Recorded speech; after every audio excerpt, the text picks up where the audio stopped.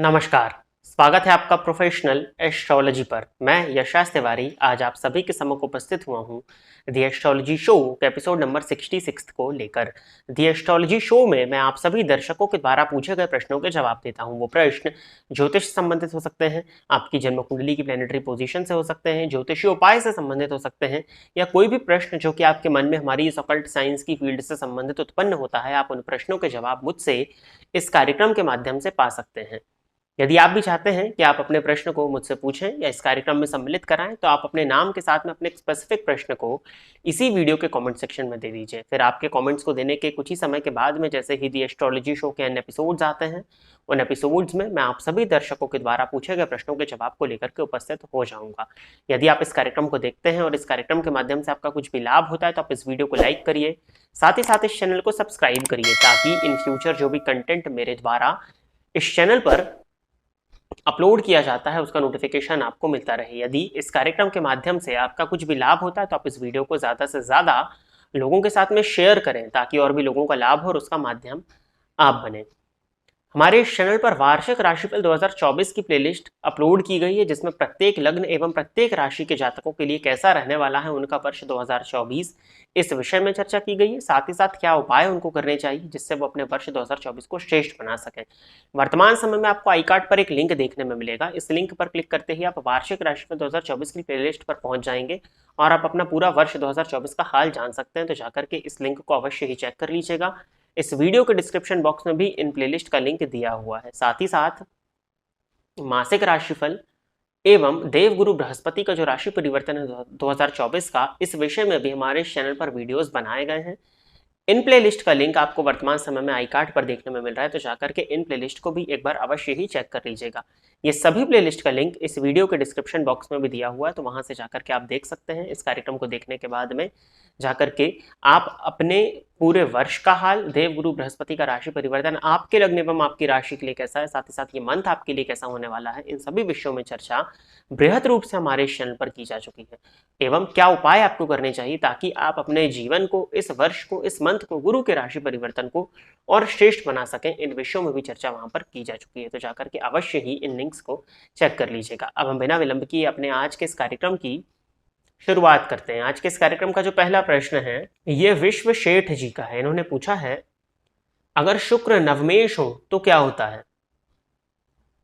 जी, होना क्या है? अब शुक्र नवमेश है, मतलब शुक्र आपके भाग्येश है। आपकी भाग्य भाव में जो राशि आ रही है उस भाव को शुक्र डिनोट कर रहे हैं, या कहीं ना कहीं आप कुंभ लग्न के हैं, ये इस बात को प्रदर्शित करता है। क्योंकि अगर आप कुंभ लग्न के होंगे तो आपके भाग्य भाव में तुला राशि आएगी, और तुला राशि के स्वामी शुक्र होते हैं, मतलब आपके भाग्येश शुक्र हैं।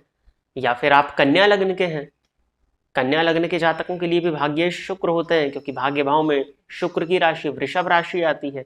आपके भाग्य भाव को शुक्र डिनोट कर रहे हैं, इस बात को प्रदर्शित करता है। अब शुक्र नवमेश हो तो होता क्या है? देखिए, हर ग्रह किसी न किसी की कुंडली में भाग्य भाव का स्वामी होता है, वैसे आपके लिए शुक्र भाग्येश है आपके। अब इसको आप ऐसे इंटरप्रेट कर सकते हैं कि स्त्रियों के माध्यम से, जो फीमेल्स होती हैं उनके माध्यम से, आपकी पत्नी के माध्यम से आपको आपके भाग्य का साथ मिलेगा, या उनके थ्रू आपको आपके भाग्य का सपोर्ट मिल जाएगा। देवी आराधना करना आपके लिए अच्छा है, गॉडेस की आराधना करना, देवी आराधना करना, दुर्गा जी की आराधना करना, लक्ष्मी जी की आराधना करना आपके लिए बेनिफिशियल होगा। ये इसी बात को प्रदर्शित करता है। किस भाव में बैठे हैं, किस राशि में बैठे हैं, नवमांश में शुक्र की स्थिति क्या है, इससे आपके भाग्य का निर्धारण किया जाएगा। बट आपने जो पूछा है कि शुक्र नवमेश हो तो क्या होता है, तो वो यही होता है जो मैंने आपको बताया। अगला प्रश्न जो है ये देवी प्रसाद जी का, इन्होंने लिखा है, नमस्कार आचार्य जी, नवमांश कुंडली में भी क्या नीच भंग होता है? जैसे नवमांश कुंडली में चौथे भाव में सूर्य 7 नंबर तुला राशि में है, और 10th भाव में शनि 1 नंबर मेष राशि में, जो एक दूसरे पर दृष्टि डाल रहे हैं, जो कि दोनों की नीच राशि बैठे पर उच्च राशियों पर दृष्टि है।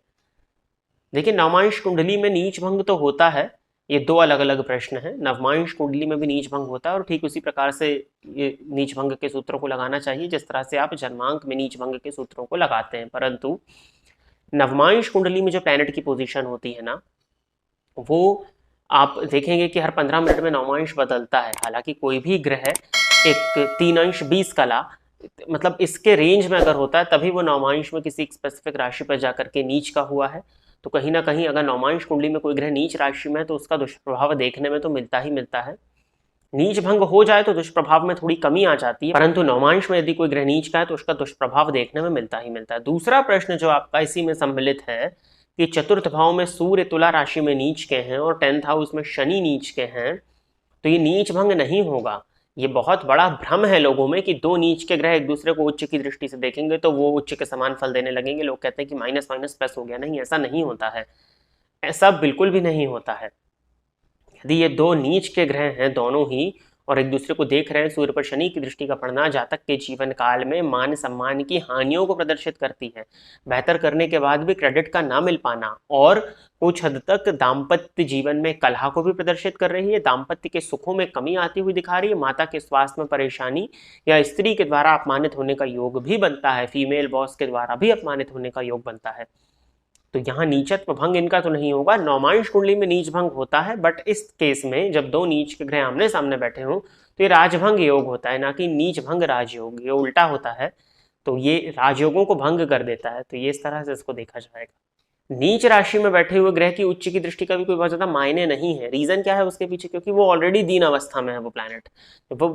जब वो प्लैनेट दीन अवस्था में है तो उसके उच्च की दृष्टि भी कुछ बहुत ज्यादा लाभ आपको नहीं दे पाएगी। अगला प्रश्न जो है ये वैशाली जी का, इन्होंने पूछा है कि लग्न चार्ट में सूर्य नवम भाव में स्वराशि के बैठे हैं जो चलित चार्ट में अष्टम का फल दे रहे हैं, पर चलित के नवम में उच्च का बुध राहु बैठे हैं। लग्न चार्ट के नवम को गुरु देख रहे हैं, फिर भी भाग्य साथ क्यों नहीं देता? जी, ये इसलिए साथ नहीं देता है क्योंकि जो आपकी कुंडली में भाग्येश है, जो भाग्य भाव का स्वामी है, जो भाग्य भाव उस आप समझिए कि वो एक मकान है और उस मकान का जो मालिक है वो कमजोर स्थिति में है। वो अपने घर का फल नहीं दे पा रहा, वो गुप्त भाव का फल दे रहा है। तो जिस मकान का मालिक ही गुप्त हो जाए, उस मकान में आकर के जो भी रहेगा उसका व्यक्तित्व भी तो कहीं ना कहीं गुप्त के समतुल्य ही कंसीडर किया जाएगा। अब देखिए, गुरु की दृष्टि भाग्य भाव पर पड़ रही है, जिसके चलते थोड़ा बहुत आपको आपके भाग्य का साथ मिल रहा है, बट जितना मिलना चाहिए उतना नहीं मिल रहा है। इसके लिए सूर्य भगवान की आराधना करिए, नित्य सूर्य को जल दीजिए, नित्य आदित्य हृदय स्तोत्र का पाठ करिए, ब्राह्मणों का आशीर्वाद लिया करिए, गुरुवार के दिन एक चुटकी हल्दी जल में डाल करके स्नान करिए। इससे आपको आपके भाग्य का साथ मिल जाएगा। अगला प्रश्न जो है ये कृतिका जी का है, इन्होंने पूछा है कि मेरे शुक्र गुरु के साथ मकर राशि में 12वें भाव में है तो इसका फल क्या होगा? यानी कि आप जो है वो कुंभ लग्न के हैं और कुंभ लग्न की कुंडली में गुरु जो होते हैं वो धनेश होते हैं। अब धनेश होकर के गुरु 12वें भाव में शुक्र के साथ में बैठे हुए हैं। मकर लग्न की कुंडली में शुक्र देखा जाए तो पंचमेश और दशमेश होते हैं।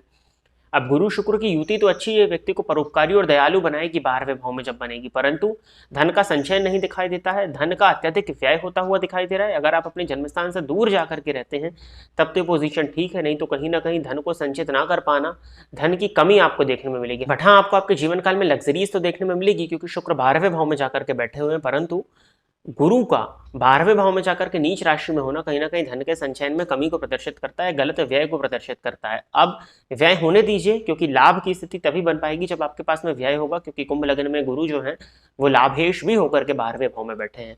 तो धन की गति जो है वो कहीं ना कहीं दान की तरफ अगर जा रही है तो उसको जाने दीजिए। धन का व्यय हो परंतु दान के माध्यम से हो, परोपकार के लिए आपके धन का अगर इस्तेमाल होता है तो इस कॉम्बिनेशन का भी आप श्रेष्ठ फल ही देख लेंगी। कहीं ना कहीं शुगर से संबंधित पेटजन्य रोग आपको देखने में मिलने वाले हैं। तो प्रिय दर्शकों, इतने ही प्रश्नों को द एस्ट्रोलॉजी शो के एपिसोड नंबर 66 के लिए सिलेक्ट किया गया था और इतने ही प्रश्नों के जवाब को लेकर के आज मैं आप सभी के सम्मुख उपस्थित हुआ था। आशा करता हूं कि जितने भी लोगों के प्रश्नों के जवाब मैंने इस कार्यक्रम के माध्यम से दिए वो सभी संतुष्ट होंगे। यदि आप इस कार्यक्रम को देखते हैं और इस कार्यक्रम के माध्यम से आपका कुछ भी लाभ होता है तो आप इस वीडियो को लाइक करिए, साथ ही साथ इस चैनल को सब्सक्राइब करिए, ताकि इन फ्यूचर जो भी कंटेंट मेरे द्वारा इस चैनल पर अपलोड किया जाता है उसका नोटिफिकेशन आपको मिलता रहे। यदि इस कार्यक्रम के माध्यम से आपका कुछ भी लाभ होता है तो आप इस वीडियो को ज़्यादा से ज़्यादा लोगों के साथ में शेयर करें ताकि और भी लोगों का लाभ हो और उसका माध्यम आप बने। यदि आप भी अपने प्रश्न को इस कार्यक्रम में सम्मिलित कराना चाहते हैं तो आप अपने नाम के साथ में अपने स्पेसिफिक प्रश्न को इसी वीडियो के कमेंट सेक्शन में दे दीजिए। फिर जैसे ही एस्ट्रोलॉजी शो के अन्य एपिसोड्स आते हैं उन एपिसोड्स में मैं आप सभी दर्शकों के द्वारा पूछे गए प्रश्नों के जवाब को लेकर के उपस्थित हो जाऊंगा। आज के इस कार्यक्रम में बस इतना ही रखते हैं। नमस्कार।